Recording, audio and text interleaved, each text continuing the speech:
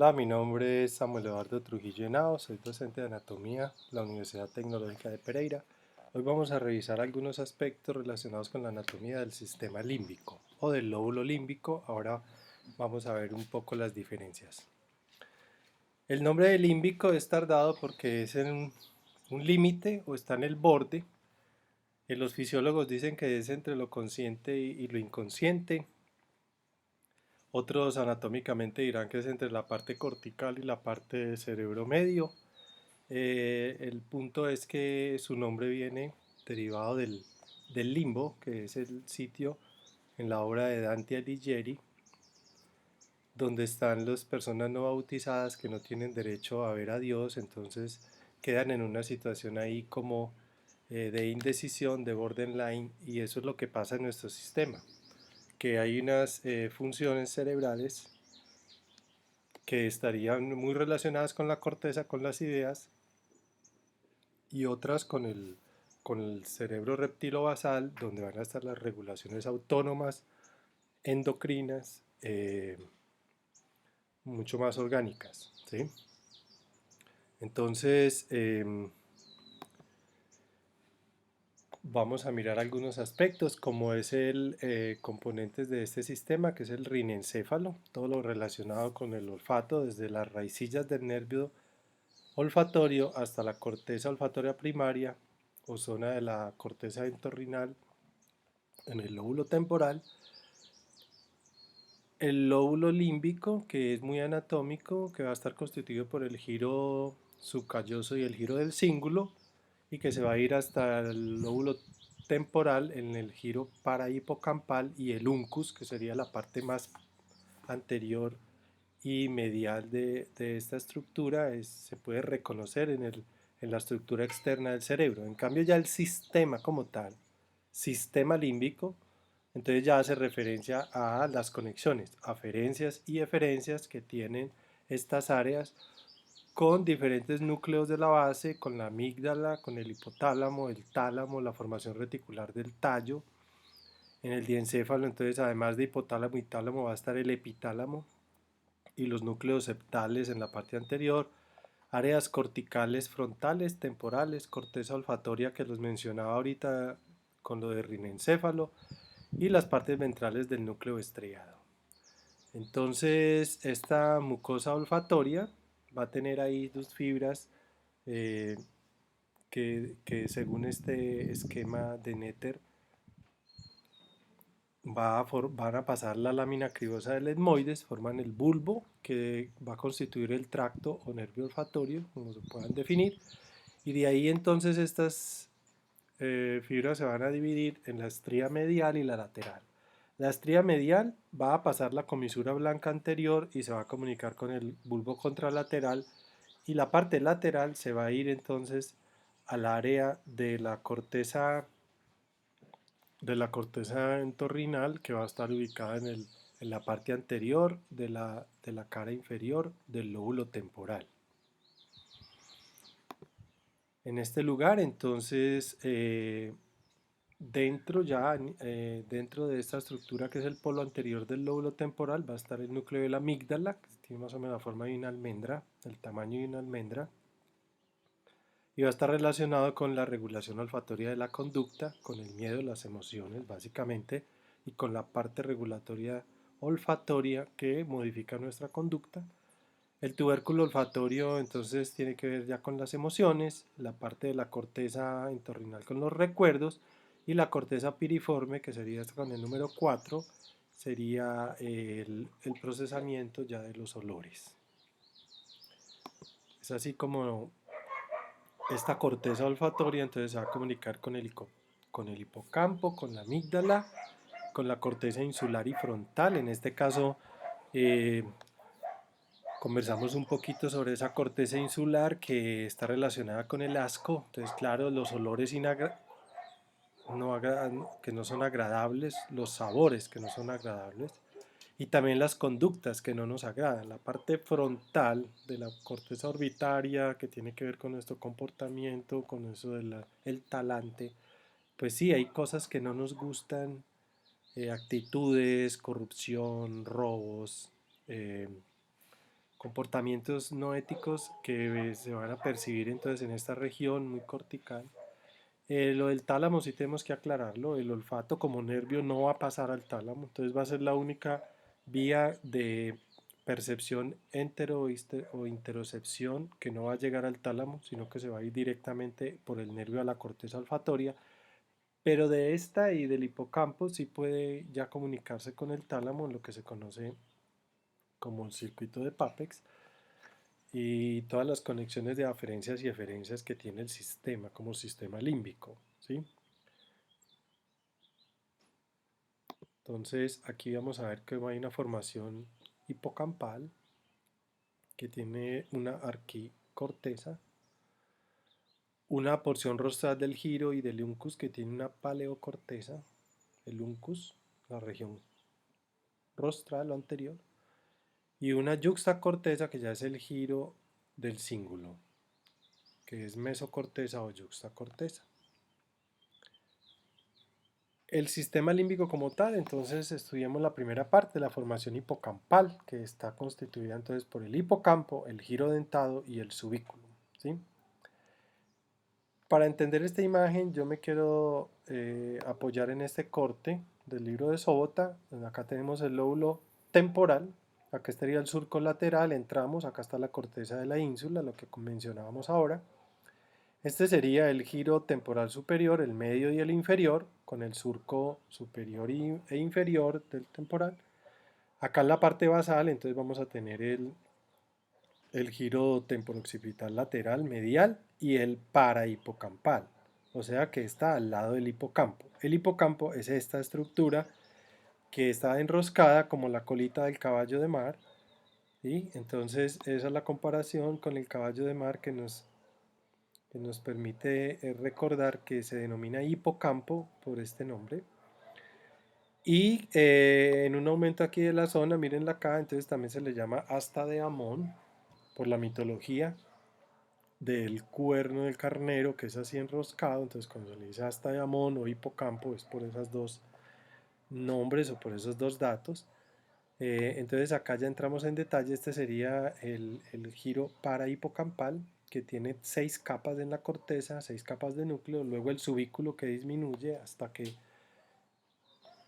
¿sí? 5 y luego ya 3 capas. Aquí vemos cómo las áreas se denominan el cuerno de Amón 1, cuerno de Amón 2, 3 y 4.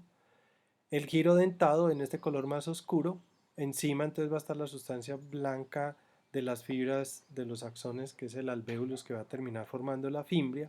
Aquí pues le ponen color rojo en la gráfica, pero debería ser amarillo, y esta que está de amarillo sí debería ser roja porque es el plexo coroideo que tiene los vasos sanguíneos que producen el líquido cefalorraquídeo que va a estar ubicado aquí en este espacio ventricular en el asta temporal del ventrículo lateral, ¿sí? Donde está el líquido cefalorraquídeo. Entonces aquí, eh, en este corte ya vemos el giro dentado, cómo tiene aquí las dentaduras, ¿sí? Aquí estaría la sustancia blanca o alveolar o alveus que se va a terminar con este engrosamiento que es las fimbrias que van a formar el fornix. Este sería el hipocampo, aquí sería el parahipocampo.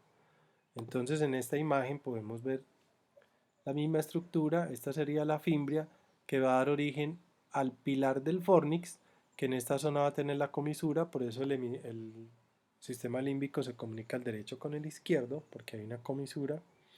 Luego está el cuerpo del fornix, que está debajo del cuerpo calloso y del núcleo caudado. Está debajito del fornix. Aquí lo hemos retirado del núcleo caudado, retiramos el cuerpo calloso, que sería este el esplenio del cuerpo calloso, entonces ya podemos ver ahí el núcleo caudado. Y debajo de él, entonces, estaría el tálamo. Aquí en la parte temporal, entonces vemos el giro dentado, si ven ahí las porciones dentales que serían estas, ¿sí? Hacia arriba y más lateral, entonces la fimbria. Ya en la parte lateral estaría el ventrículo, el asta temporal con el plexo coroideo, el alveo alveus, que va a terminar aquí en la parte medial como fimbria y acá entonces va a continuar como la sustancia blanca que va a comunicar entre aferencias y eferencias que van hacia o llegan hacia estos sistemas. Muy bien, entonces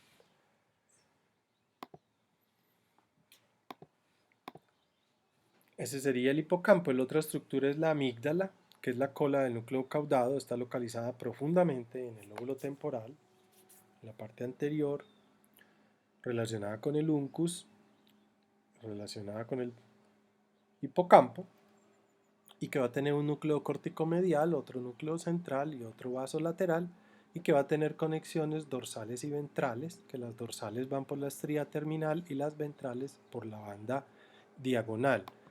Estas aferencias entonces pueden venir del tallo cerebral, ¿sí? De bulbo, de puente y de mesencéfalo. Aquí sería el núcleo solitario, el cerúleo del puente, el colículo inferior del mesencéfalo. Se va a comunicar también con el tálamo en el cuerpo geniculado lateral y medial, que sería el visual y auditivo respectivamente. También con el hipotálamo.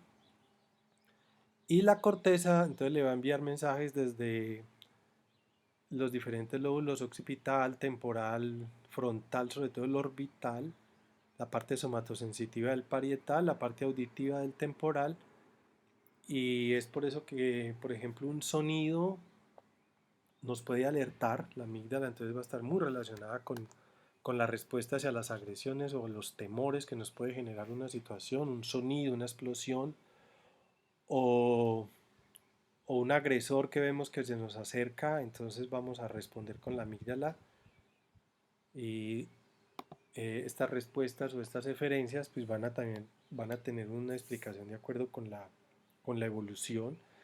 Una amígdala inmadura, entonces la reacción va a ser con llantos, con quejidos, como los que hace una cría cuando está sola. Los depredadores la pueden ubicar. Si ya está más madura, más grandecita, pero gracias a la comunicación con la sustancia gris central del tracto retículo espinal vulvar, puede generar la congelación. La respuesta va a ser quedarse quieto, paralizado, ¿sí? O si hay una conexión con el núcleo cerúleo, pues entonces nos va a activar el sistema reticular ascendente, la activación, el despertar.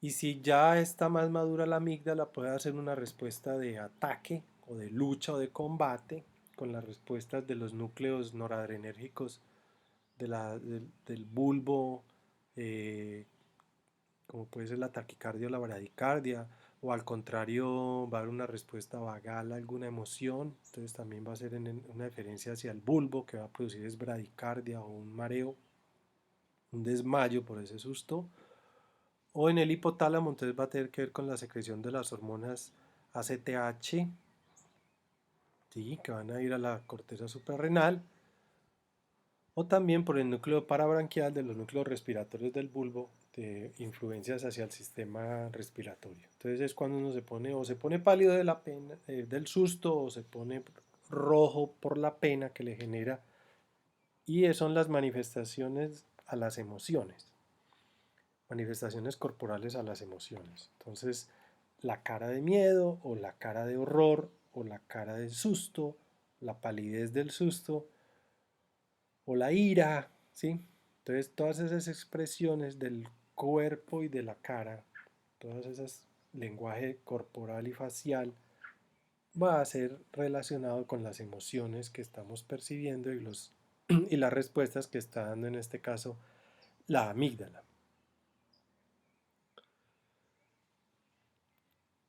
Bien, entonces el sistema límbico eh, va a estar constituido por estas estructuras de ambos hemisferios, que digamos el lóbulo límbico y todos estos núcleos que mencionamos, que se va a relacionar con funciones sensitivas, motoras, automáticas y también endocrinas, que todos estos conocimiento externo e interno también va a generar emociones y aprendizajes y memoria. Los mecanismos de lucha, ingesta, sed, la conducta sexual, mecanismos homeostáticos también van a estar ubicados acá en el sistema límbico. La parte de la memoria que hablábamos a corto y a largo plazo. Y cómo podemos relacionar esta información sensorial con la regulación autónoma y endocrina para adaptarnos. Estos se derivan de estudios en animales, ¿sí? El clásico estudio del, en los animales, por ejemplo, en los monos que filogenéticamente han tenido un terror a las serpientes. Entonces, eh, les hacían resecciones del lóbulo temporal y el mono entonces se volvía muy manso, incluso perdía ese miedo, ese temor y jugaba con la serpiente, un experimento muy sencillo, pero en pacientes, entonces lógicamente lo que les comentaba ahorita, daños de la corteza por hipoxia, por atrofia como la demencia, por acumulación de proteínas como en el Alzheimer, van a causar daños en la memoria, ¿sí? Em, a nivel de la amígdala, entonces también va a haber alteración en el comportamiento emocional. Estos pacientes que les hacen una lobectomía por una epilepsia, entonces pueden empezar a tener estos comportamientos. O, y bueno, y estas enfermedades, esto es como el síndrome de Loehr-Bussy, en el cual hay una hipersexualidad, sobre todo en machos, hipersexualidad que puede ser a objetos inanimados, a otras especies. Cambios en la conducta de la ingesta, donde se aumenta la ingesta y también como se pierde la agnosia visual y táctil, entonces todo se lleva a la boca, se vuelve al oralismo, la necesidad de llevar toda la boca para poder conocer el medio externo. Y la mansedumbre, pues porque no, se va a perder todo este temor. Y pues con estas enfermedades o con estas cirugías o con estos daños y con los estudios de electrofisiología y las experimentaciones es como se ha podido conocer cada vez más la función y la estructura de los componentes del sistema nervioso. Espero pues que esto sea una visión, como les dije, general, pero que les ayude en las lecturas, ¿sí? Para su complemento del estudio y el complemento de las clases con sus docentes. Y no termino sino deseándoles mucha suerte y muchos éxitos en su formación. Hasta una próxima.